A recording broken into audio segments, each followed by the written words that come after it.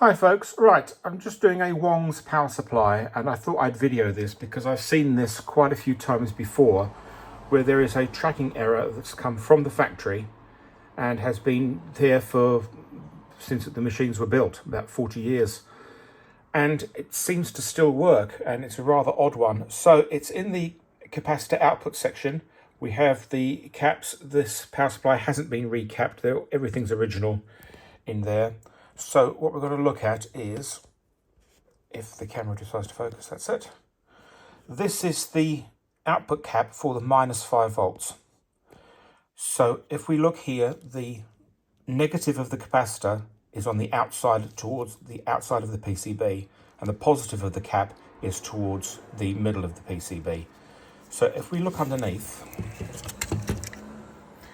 where the tracks are for that, so this is the cap here. So towards the edge of the PCB, this track goes around here. Let's do it not with my finger.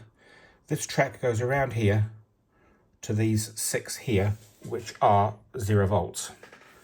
And the one that is inside pointing towards the PCB goes to this one here, which is the -5 volts.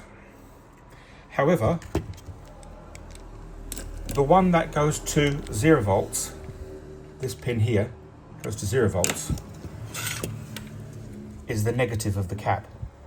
And also the silk screen is marked up with that little triangle which shows the negative. Now, under normal circumstances, that's correct. Obviously, the minus of the cap goes to 0 volts. However, this is a -5 volt output. So what should be happening is that negative of the capacitor should go directly to the -5 volt output. And the positive of the cap should be to 0 volts.